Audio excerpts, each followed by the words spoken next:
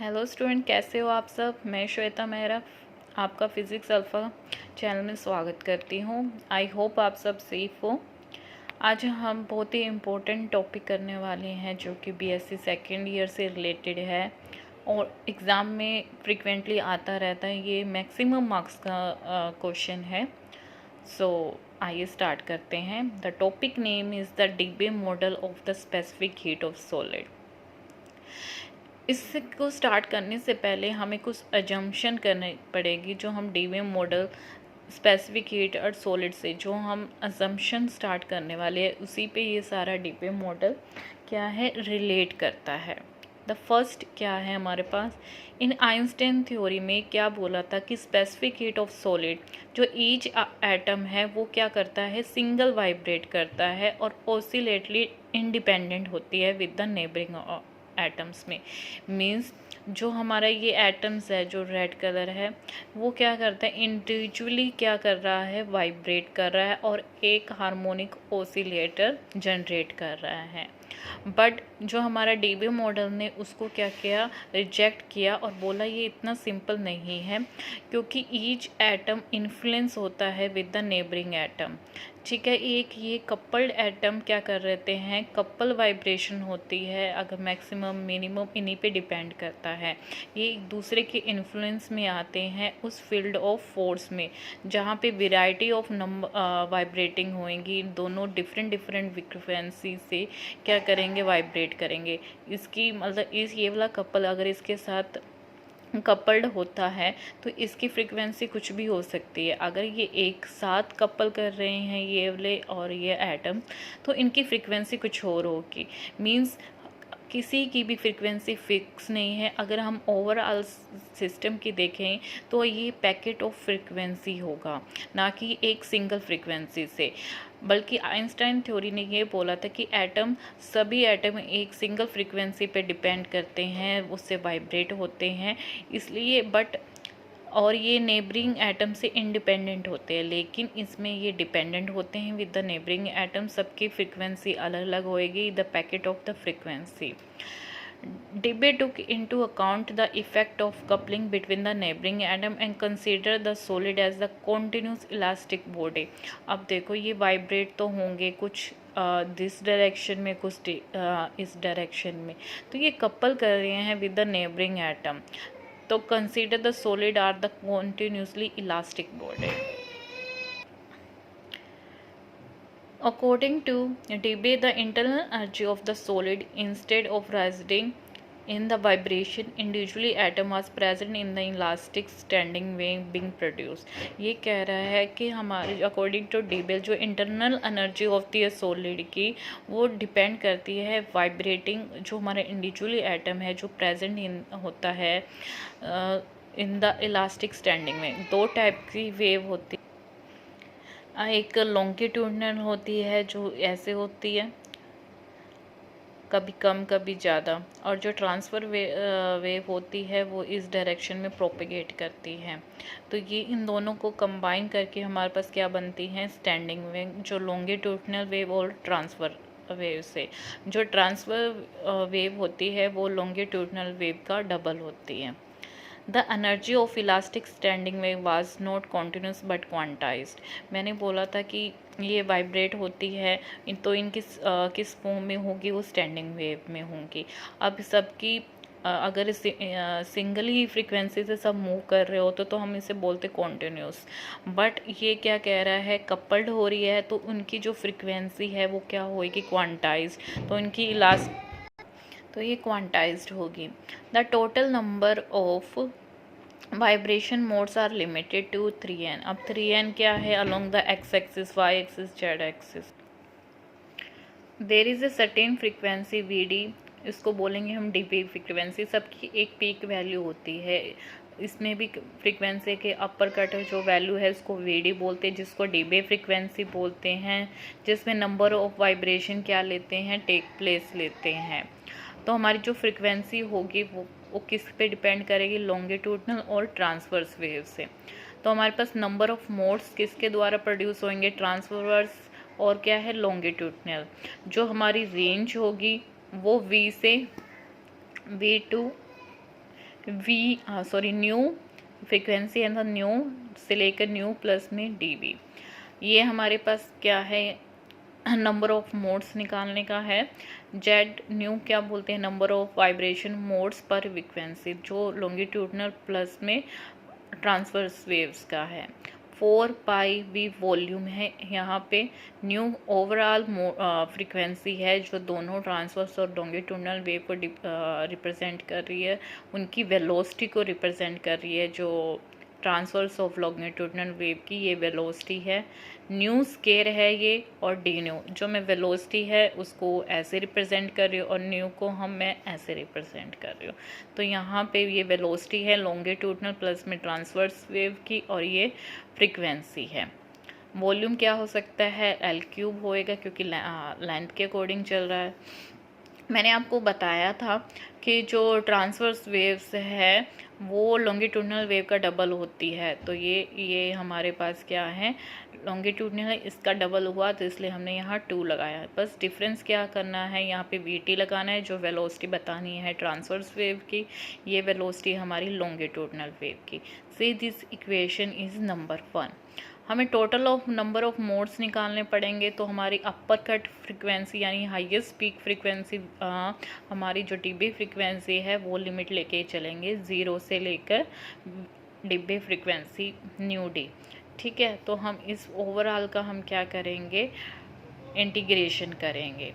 दोनों में क्या कॉमन है, 4πV रह क्या जाएगा अंदर 2VT का क्यूब प्लस में VL का क्यूब, और ये न्यू का स्केयर, यहाँ पे ये स्केयर आएगा। ठीक है, न्यू का स्केयर डी न्यू। अब हमारे पास क्या है, मैंने आपको बोला था नंबर ऑफ मोड्स, हमारे पास जो total number of vibration modes होते हैं वो लिमिटेड होते हैं, which are equal to 3n। तो हमारे पास along X axis, Y axis, Z axis, तो हमारे पास नंबर ऑफ मोड्स होंगे 3n। बाकी टर्म हमारे पास क्या रहने वाली है, एज इट इज़। हम ये जो टर्म है पूरी वो इसके डिनोमिनेटर में लाएंगे, क्योंकि हमें तो सिर्फ ये चाहिए ना, न्यू की डीबी फ्रिक्वेंसी। तो 4πV इसके नीचे आ जाएगा तो 3n। तो इसका हम अगर इंटीग्रेशन करेंगे तो न्यू का क्यूब बाय में 3, और जो लिमिट रहने वाली है 0 से न्यू डी। ठीक है, तो ये 3 भी इधर मल्टीप्लाई में चल जाएगा, तो वो क्या रह जाएगा 9n। यहाँ पे हम पहले अपर लिमिट पुट करेंगे, जो यहाँ पे फिर डी आ जाएगा, n2 में 0। तो ये इसकी वैल्यू क्या आ गई हमारे पास, 9n 4πP 2VT का क्यूब प्लस में VL का cube.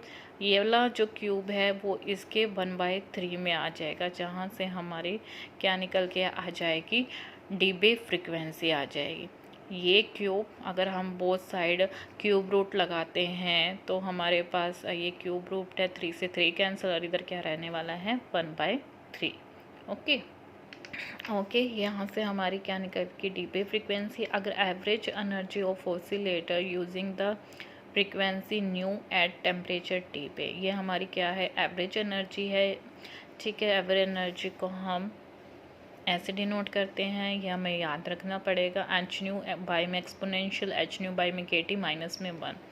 Total vibration energy of solid is given by, हमारे पास टोटल एनर्जी जब हम निकालते हैं तो मीन एनर्जी को हम नंबर ऑफ मोड से मल्टीप्लाई कर देते हैं, कौन सी रेंज में, दिस वन।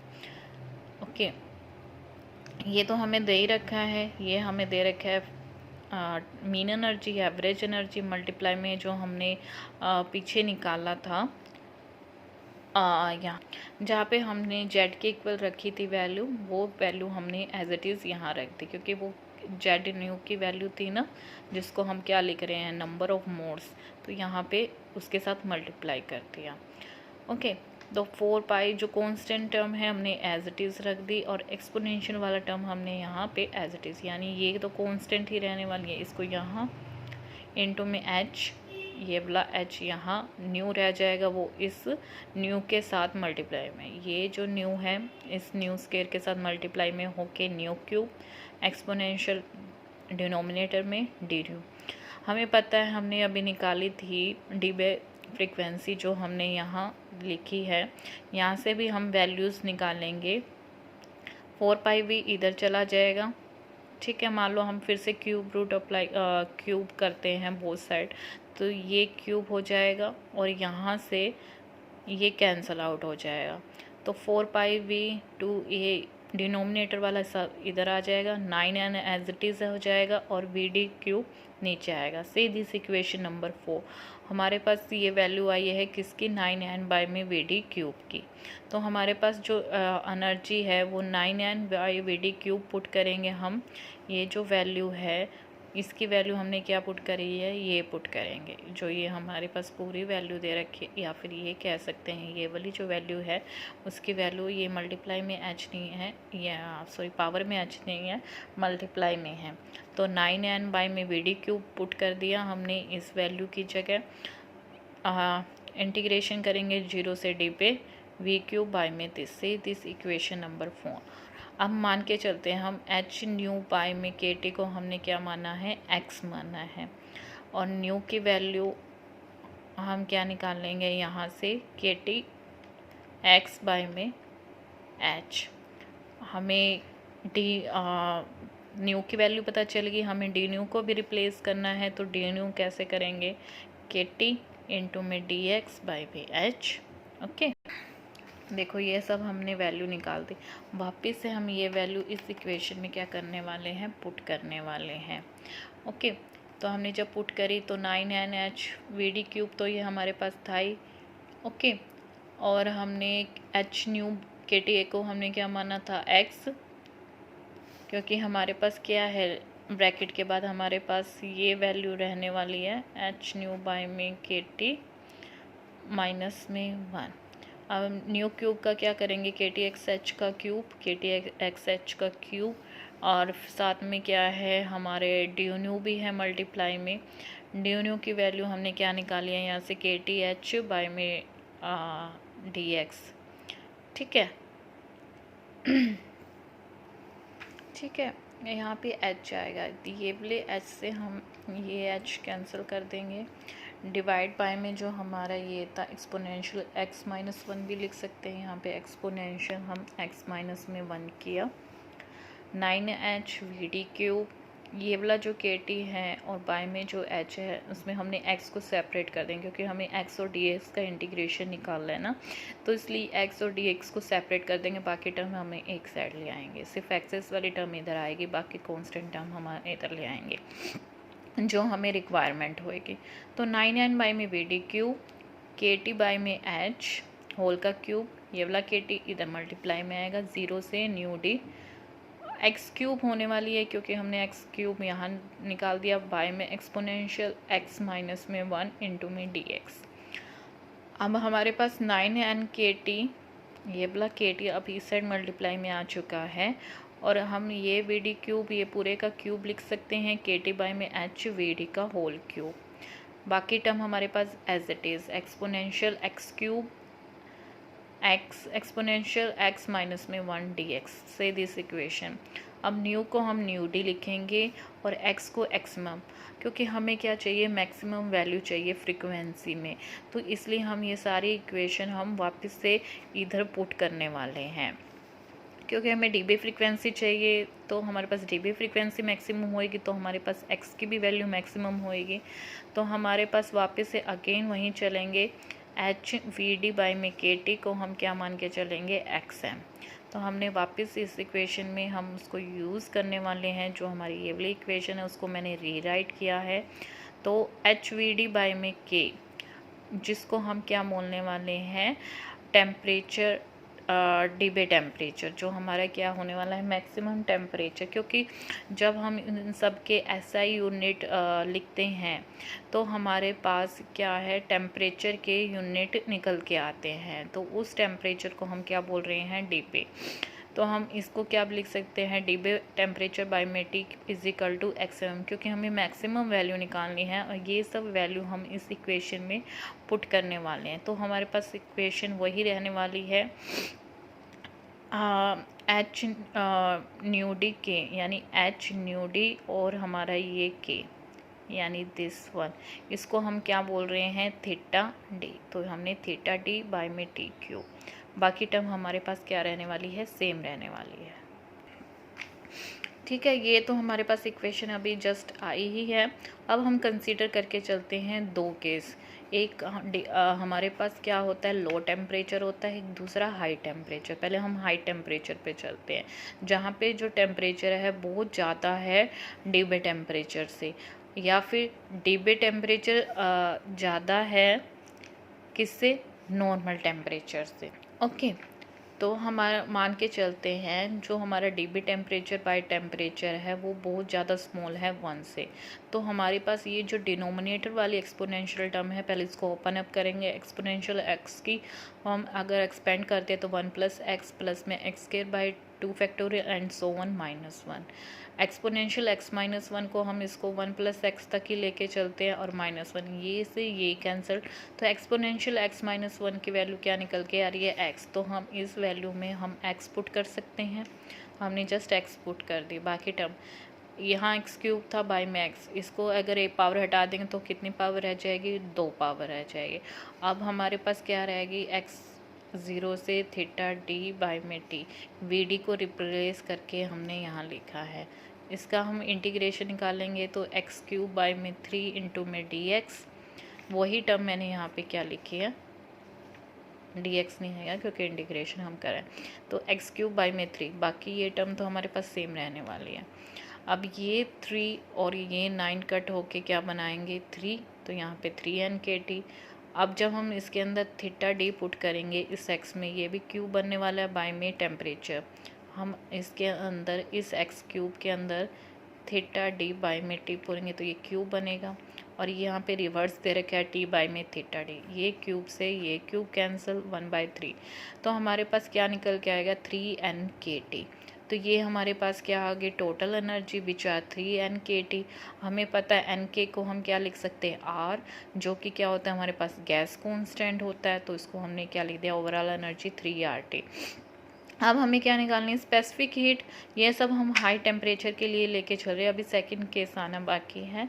तो डी यू बाई में डी टी, तो हमने इसका डेरिवेटिव करेंगे with respect to temperature. 3RT को हम क्या लिख सकते हैं, 3R। अब ये किससे मिल के आ रही है, डिब्बे पेट्रिट कर्व से क्रॉस हो रही है, यानी मीट कर रही है यहाँ पे। तो हमारे पास स्पेसिफिक हीट कितनी निकल के आ रही है, 3R। ठीक है, ये तो हमारे पास इक्वेशन थी, वही मैंने रीराइट करी है, हमारी जो 11 इक्वेशन थी। लो टेम्परेचर की बात करते हैं तो हमारे ये टेम्परेचर काफ़ी स्मॉल हो जाएगा डिब्बे टेम्परेचर से। तो ये अगर ये स्मॉल होगा तो थीटा डी यानी डिब्बे टेम्परेचर बाय टेम्परेचर जब हम ये वैल्यू पुट करेंगे तो टेंड्स टू इन्फिनिटी। पहले कह रहा था 1 से काफ़ी स्मॉल है, अब ये टेंड्स टू इन्फिनिटी हो जाए। ये वैल्यू हम पुट करेंगे हम यहाँ 9n/kT थीटा डी क्यूब, और ये हमें दे रखा है, यहाँ से इसको रीराइट ही किया है मैंने। अब इसका जो हमारे पास ये टर्म है, इसका स्टैंडर्ड इंटीग्रल होता है। स्टैंडर्ड इंटीग्रल की वैल्यू हमें याद रखनी पड़ेगी, जो होती है π⁴ बाई में 15। ठीक है, तो हमने इस पूरे इंटीग्रेशन, स्टैंडर्ड इंटीग्रेशन की वैल्यू हमें π⁴ बाई में 15 लिखनी है। स्पेसिफिक हीट क्या होती है, स्पेसिफिक हीट निकालेंगे, हमें टोटल एनर्जी का क्या निकालेंगे, with respect to temperature derivative करेंगे। हमने इसका पूरे का डेरिवेटिव करना है इस इक्वेशन का। तो स्पेसिफिक हीट आएगी तो हमें टेम्परेचर वाला ही टर्म लेनी पड़ेगी, ओनली दिस, बाकी तो हमें कांस्टेंट टर्म है। इसका डेरिवेटिव करेंगे तो 4 आगे आ जाएगा, 4 और एक पावर माइनस हो जाएगी। ओनली टेम्परेचर का T4 का करेंगे तो हमारे 4 और 4 माइनस में 1, तो क्या रहने वाली है, 4T3। तो 4T3 अब आ जाएगा इसका डेरिवेटिव। ओके, तो हम इसको सोल्व करेंगे फर्दर। तो जब हमने इसको सोल्व किया तो यहाँ से 3 और ये 5, 3 4 12, नीचे 5, n के same as it is π⁴ by में थीटा T3। ये हमारा क्या है, ये चीज़ तो हमारे पास क्या है, कांस्टेंट है।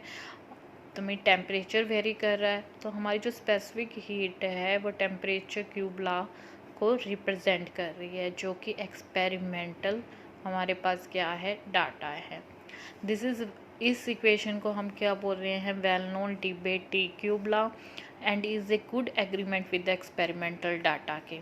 अब देखो ये हमारा क्या है, टेम्परेचर है, ये स्पेसिफिक, ये हमारे डुलोंग पेटेट कर्व है जिसकी वैल्यू क्या है 3R है। और ये हमारी क्या है, आइंस्टीन की अच्छे से मीट नहीं कर रही थी डुलोंग पेटेट लॉ को।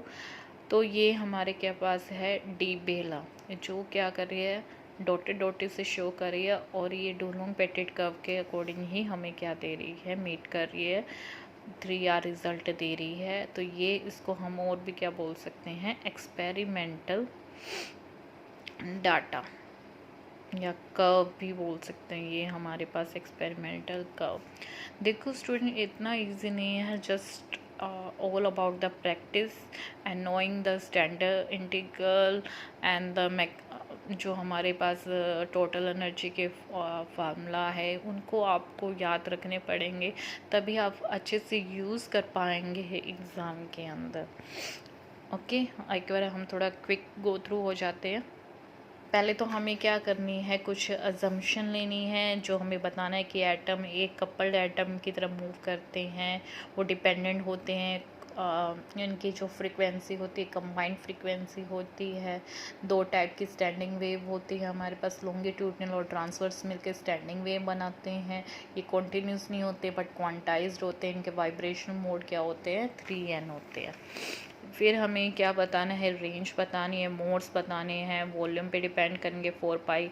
और ये हमारी स्टैंडिंग वेव है। स्टैंडिंग वेव 2 टाइप्स की होती है, ट्रांसवर्स और लॉन्गिट्यूडनल, और जो ट्रांसफ़र होती है वो लॉन्गिट्यूडनल का डबल होती है। बस डिफरेंस यहाँ BT का है और यहाँ BL का है।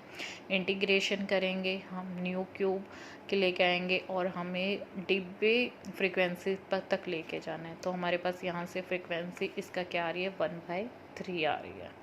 यहाँ पे फ्रीक्वेंसी आ गई, हमने अब एनर्जी निकालनी है ड्यू टू हम ये जो पहले पीछे बोल्ट्जमान डिस्ट्रीब्यूशन ला से करते आ रहे हैं, ये एनर्जी निकालनी है। एनर्जी कैसे दे, बीन एनर्जी को मोड के साथ मल्टीप्लाई करने हैं हमने। VD से हमने इस नीचे वाले डिनोमिनेटर की वैल्यू निकाली है जो कि हमारी ये निकल के आई है। वापस से ये इक्वेशन में हमने यहाँ पुट करनी है। ओके, मान के चलेंगे, फिर h/nu में ये वैल्यूज़ हैं, वापस इसके अंदर पुट करेंगे, इसको सोल्व करेंगे, मैक्सिमम वैल्यू तक लेके जाएंगे। यहाँ पे हम सब मैक्सिमम वैल्यू तक निकाल के लाए हैं ये चीज़। देन हमने बताना है 2 टाइप के केसेस अराइज होंगे डिब्बे में, एक हाई टेम्परेचर पे, एक लो टेम्परेचर पे। ये हमने हाई टेम्परेचर के लिए है, यहाँ एक्सपोनेंशियल नीचे वाला एक्सपेंड करेंगे, यहाँ पे हमें CV3R आएंगे। फिर हमारी क्या आएगी, लो टेम्परेचर पे बात करेंगे जो कि इन्फिनिटी को टेंस करेगा। तो ये इसकी जो क्यूब है वो टेम्परेचर क्यूब लॉ से मीट होएगी। और ये था आज के लिए। Please like my channel, comment, subscribe and stay healthy. Thank you so much.